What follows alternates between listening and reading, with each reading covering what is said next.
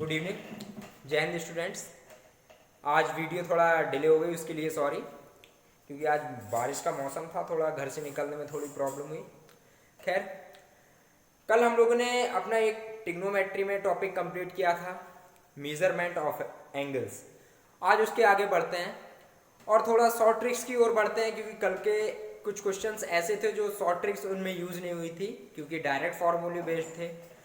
आज देखते हैं, थोड़ा शॉर्ट ट्रिक्स पे ध्यान देंगे, कुछ अदर्स क्वेश्चन पर ध्यान देंगे। तो आज का टॉपिक स्टार्ट करते हैं।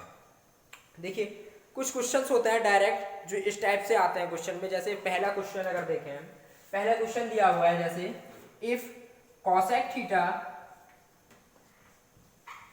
Theta plus cot theta equal to M. क्या दिया हुआ है? इफ एम की जगह आप 2 कर लीजिए। यहाँ पे क्वेश्चन में क्या दिया हुआ है? If cosec theta plus cot theta equal to M 2, then value of tan theta पूछ रहा है आपसे। क्या? Then value of tan theta. तो इन क्वेश्चंस में आपको क्या करना है, जब भी cosec theta plus cot theta, cosec theta plus cot theta का सम किसी भी न्यूमेरिक वैल्यू के इक्वल दिया हुआ है, तो क्या करना है आपको? इसकी ट्रिक देखिए। जब भी आपको दिया हुआ है cosec theta plus cot theta की एक न्यूमेरिक वैल्यू, मान ली मैंने m दे रखी है, then cosec theta minus cot theta की वैल्यू जस्ट इसके अपोजिट कर देनी है आपको। क्या हो जाएगी?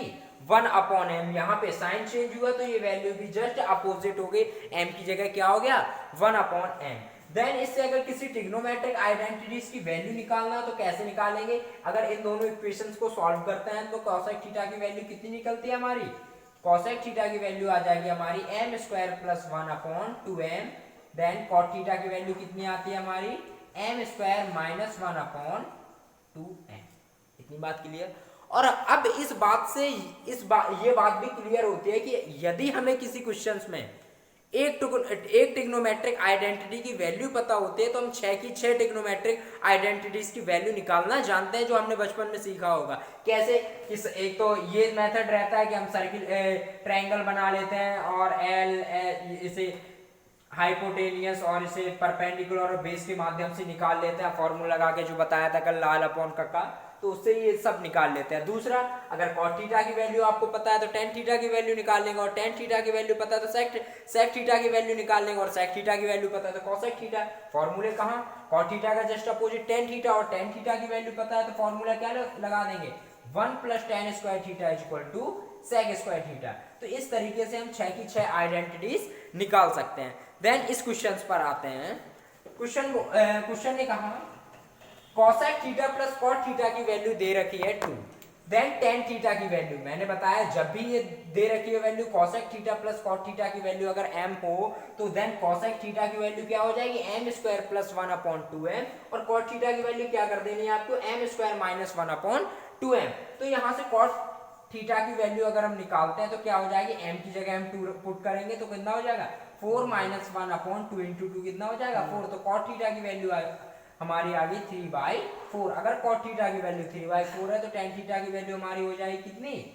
4/3। ये आपका आंसर। अगर टेन थीटा की वैल्यू पूछ रहा है तो 4/3, अगर साइन थीटा की पूछता है कॉसेक थीटा का अपोजिट कर देते, सेक स्क्वायर थीटा, अगर सेक थीटा की वैल्यू पूछता तो यहाँ से निकाल लेते। तो किसी भी ट्रिग्नोमेट्रिक आइडेंटिटीज की वैल्यू हम यहाँ से निकाल सकते हैं। बस आपको इतनी वैल्यू पता होनी चाहिए, यदि cosec theta plus cot theta का सम एक न्यूमेरिक वैल्यू होगी तो कॉसेक थीटा की वैल्यू हो जाएगी m² plus 1/2m, and cot theta की वैल्यू क्या हो जाएगी? m² minus 1/2m। चलिए नोट करिए।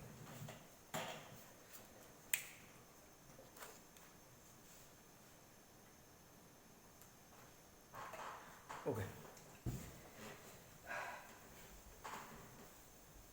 इसी सीरीज में आपकी नेक्स्ट ट्रिक है। अगर क्वेश्चन यही पूछा जाता है, अगर कॉसेक थीटा और कॉट थीटा की जगह और कुछ लिखा हो, जैसे लिखा हो sec theta plus cot theta, sec theta और सेक थीटा के साथ रहेगा आपका tan theta. If sec theta plus tan theta equal to 5, क्या दे रखा है? If sec theta plus tan theta equal to 5, then आपसे वैल्यू पूछ रहा है साइन थीटा की। किसकी वैल्यू पूछ रहा है आपसे? साइन थीटा की। तो साइन थीटा की वैल्यू कैसे निकालेंगे ये देखिए। फिर वही बात आती है, जब भी सेक थीटा और टेन थीटा का आपको सम दे रखा हो, क्या दे रखा हो, यदि sec theta plus tan theta का आपको एक सम दे रखा हो और सम एक क्या हो, न्यूमेरिक वैल्यू मान लिया हमने m, देन इसका अपोजिट क्या हो जाएगा, sec theta minus tan theta equal to कितना हो जाएगा बेटा, 1/m। अगर ये दोनों वैल्यू, इन दोनों इक्वेशंस को सॉल्व करते हैं तो क्या हो जाएगा, सेक थीटा की वैल्यू बेटा आ जाएगी आपकी m square minus 1 m square plus 1/2m, and ten theta की वैल्यू क्या आ जाती है आपकी m स्क्वायर माइनस 1/2m। अगर ये वैल्यू हमें पता चल जाती है तो हम किसी भी ट्रिग्नोमेट्रिक आइडेंटिटी की वैल्यू किसी तरीके से निकाल सकते हैं। कैसे, अगर सेक थीटा की वैल्यू इतनी है तो चलिए सेक थीटा की, इस क्वेश्चन से सेक थीटा की वैल्यू निकालते हैं। सेक थीटा की वैल्यू आपकी क्या हो जाएगी, m स्क्वायर प्लस 1 26 अपॉन कितना हो जाएगा बेटा 10, कितना हो गया 10। अगर इसे कट करेंगे तो कितना हो जाएगा 13/5।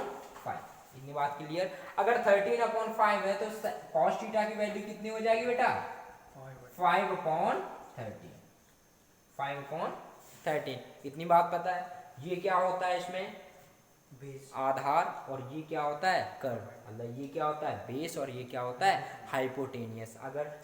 अगर इसे इससे लंब निकालना हो या परपेंडिकुलर निकालना हो तो किससे निकालेंगे, पाइथागोरस थ्योरम से, जिससे लंब कितना निकलेगा आपका आ जाएगा कितना 12।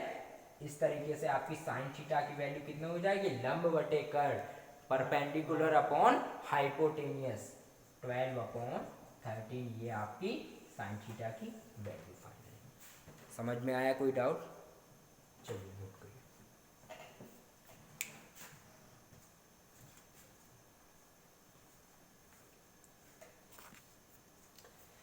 चलिए नेक्स्ट बढ़ते हैं।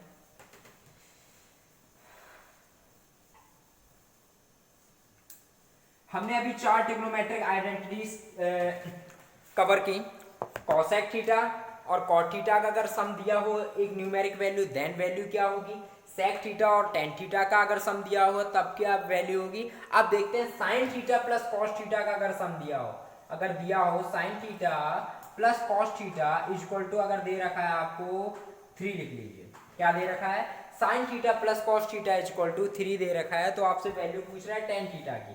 तो टेन थीटा की वैल्यू आपको कैसे फाइंड आउट करनी है, देखिए जब भी बेटा साइन थीटा, ट्रिक देखते हैं,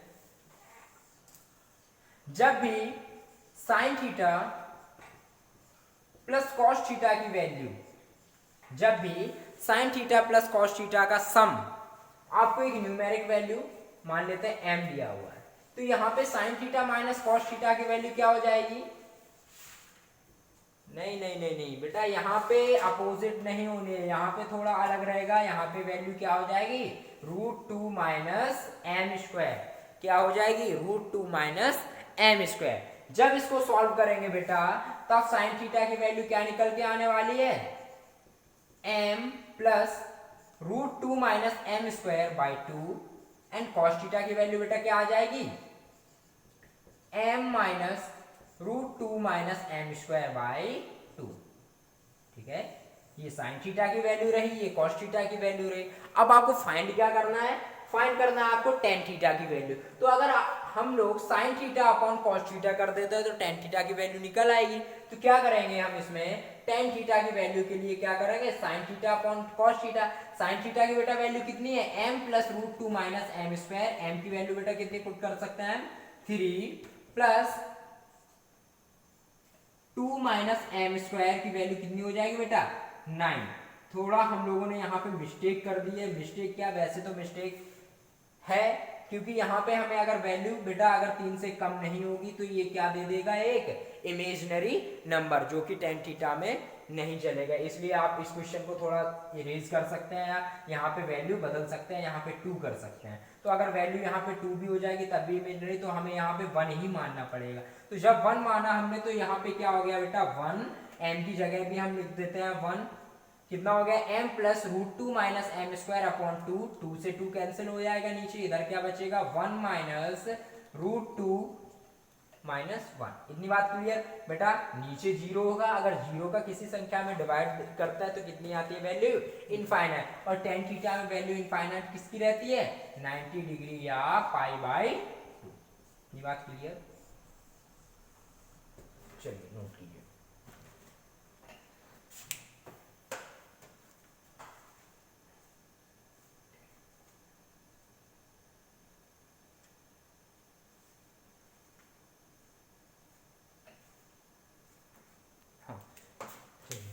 हाँ, इधर ध्यान दीजिए, ये थीटा की वैल्यू निकली है तो tan थीटा की वैल्यू इसमें रखेंगे तो tan थीटा की वैल्यू निकाल सकेंगे आप। ठीक है, आगे बढ़ते हैं। कुछ स्टूडेंट्स के कमेंट आए थे कि सर आपने जो फर्स्ट वीडियो में एक क्वेश्चन दिया हुआ था लास्ट में, उसका सॉल्यूशन बता दीजिए। तो हाँ, उसी के सॉल्यूशन की तरफ बढ़ते हैं।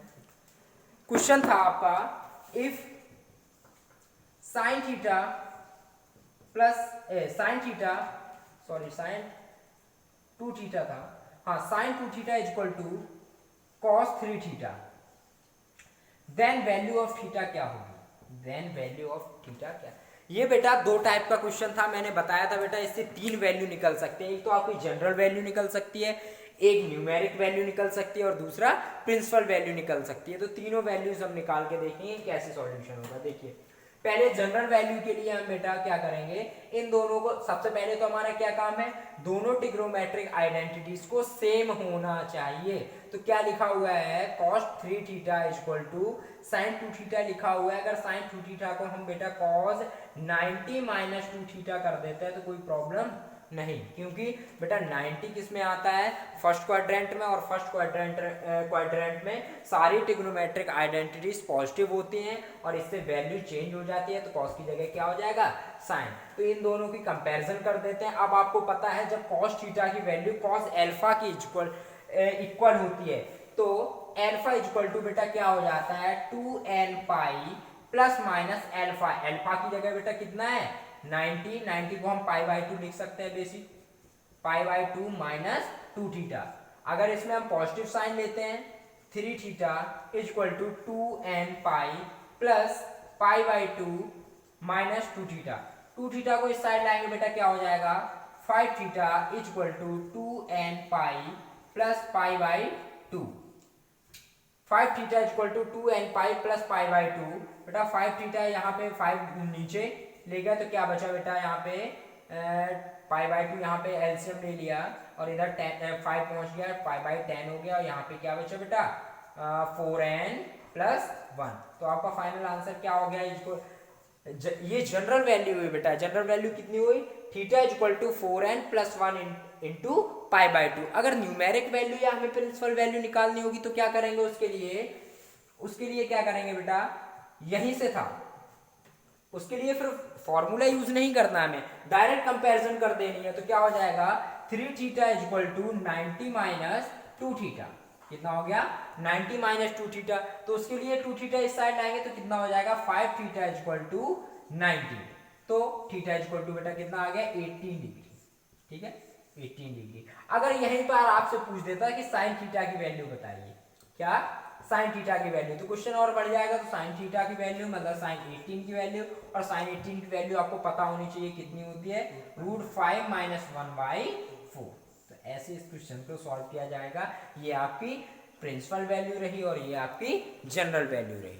ओके, नोट कीजिए। ओके फ्रेंड, ये नोट कर लिया होगा। अब इसके नेक्स्ट पार्ट की वीडियो आपको जल्दी ही मिल जाएगी। नेक्स्ट पार्ट में हम देखेंगे कि हमारा साइन, टेन और कॉस ग्राफ किस तरीके से वैल्यू वेरी करती है, किस क्वाड्रेंट में वैल्यू घटती है, किस क्वाड्रेंट में वैल्यू इंक्रीज करती है, किस में डिक्रीज करती है। तो हम नेक्स्ट पार्ट में देखते हैं। अभी के लिए जय हिंद, गुड नाइट।